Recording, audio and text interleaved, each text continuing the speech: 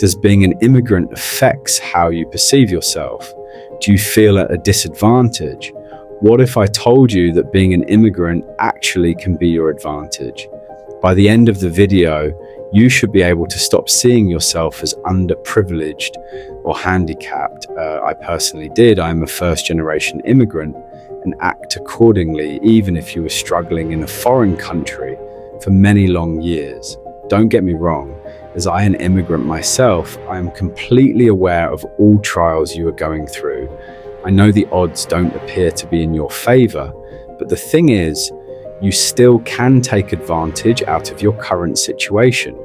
And if you focus your mind on that positive moments, taking attention away from all things that are limiting you, your mind will likely notice opportunities and most successful solutions for you. And if you change your mindset, the way you perceive yourself, the results will change too. If your current beliefs, attitude, and notion of yourself didn't get you where you want to be, then it is time to change them anyway, so you really have nothing to lose. If you are satisfied with your current life, then you may just skip this video or share with a friend who might need it. Let's start from the most obvious reason. If you are an immigrant, you are mentally strong or in a process of becoming a strong-minded, resilient person. Even the process of moving to another country, ability to create yourself an opportunity for relocation is itself something to be proud of. How many people can truly do that? What about facing challenges on a daily basis in a new country and still managing to survive? If you are watching this, then you probably are alive. Guess what? That means you are tougher than most people. The sense of loneliness is not something that can unsettle you or make you feel depressed. It is a common thing for you, your trusted companion. You just can't afford to be depressed. You don't have time for it, as you are busy creating a new world for yourself. If you had decided to make that step, then you see the clear reason why are you doing this.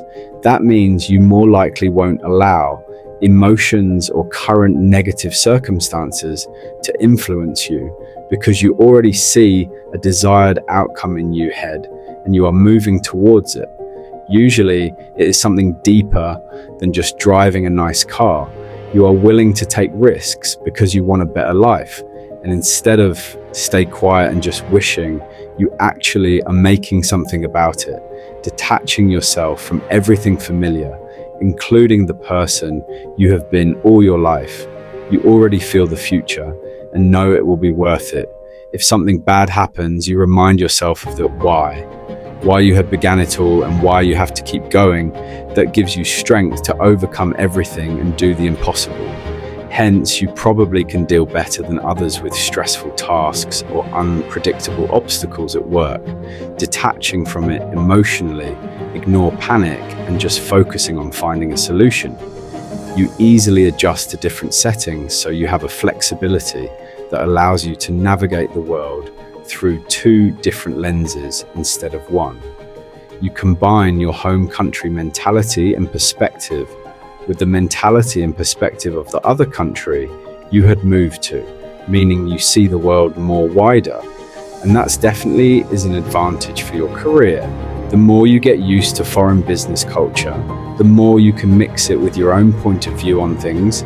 That results in understanding both and even ability to bridge the two, setting yourself apart from the other candidates. The next thing is, if you are living in a foreign country, you have to learn a new language. Research shows that people who speak more than one language can switch tasks more easily and have an increased ability to focus. Kendall and Hudson, in their article, a really inspiring one, I will achieve a link in the description below, says that this is because switching between languages exercises your brain, making it more flexible and better at finding solutions. When you know two languages, your brain gets good at solving problems. Switching between languages is like doing mental gymnastics. It keeps your brain nimble and ready to tackle any challenge. Learning a second language is like exercising your brain's planning and decision-making muscles. Consistently alternating between languages challenges your brain, strengthening these linguistic skills even further. That's why people who speak more than one language are often better at staying focused and making smart decisions. Whether you're learning new words or figuring out grammar rules, your brain is always adapting to new challenges. This makes you good at handling change and solving problems, no matter how tough they might be. The Guardian also mentions that by speaking a second language, we can even become more rational, more open-minded, and better equipped to deal with uncertainty. Besides altering the quality of our memories, switching between languages can influence people's financial decision-making and their appraisal of moral dilemmas. By speaking a second language, we can even become more rational, more open-minded, and better equipped to deal with uncertainty. This phenomenon is known as the foreign language effect, and the benefits may be an inspiration for anyone who would like to enrich their mind with the words of another tongue. All that means that your brain had been working out hard and now has an extra superpower. Feel free to take the time to process that. Now, can you tell what these companies have in common? Industry giants, Apple, Amazon, Google, and Facebook, accounting for a combined market valuation of roughly $3 trillion, were all founded by first or second generation immigrants. Apple founder Steve Jobs is the son of a Syrian immigrant. Amazon CEO Jeff Bezos is a second generation Cuban immigrant. Google founder Sergey Brin was born in Russia. Facebook co-founder Eduardo Saverin is a Brazilian native. Why is it that an immigrant can come over from another country that speaks English as a second or even third language and is not really familiar with foreign rules or laws, doesn't have any resources, but goes out and builds a business that takes over the world? Because as Nubar Afian said during the One MIT commencement ceremony, like elite agents, immigrants are the ultimate innovators, equipped to navigate obstacles, to never say never. In fact, I often describe innovation as intellectual immigration. Just like those of us who emigrate from other countries, innovators pioneer new environments seeking a better future, not just for themselves, but also for the larger world. So whether you grew up in Cambodia or in California, or right here in Cambridge, you can immigrate, and you need to keep immigrating. You need to leave your comfort zone, to think in new ways, to acclimate to the unfamiliar and embrace uncertainty.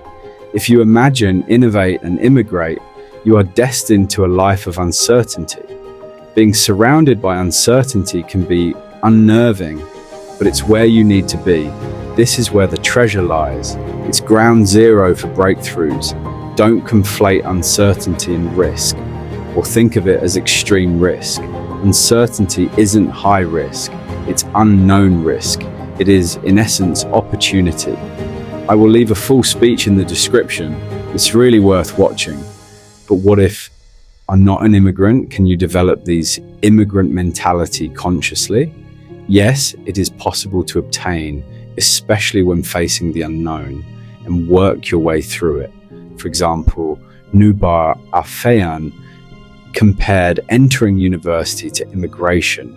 If the immigrant experience can be described as leaving familiar circumstances and being dropped into unknown territory, I would argue that every one of you also arrived at MIT as an immigrant, no matter where you grew up. And as MIT immigrants, you are all at an advantage when it comes to impossible missions.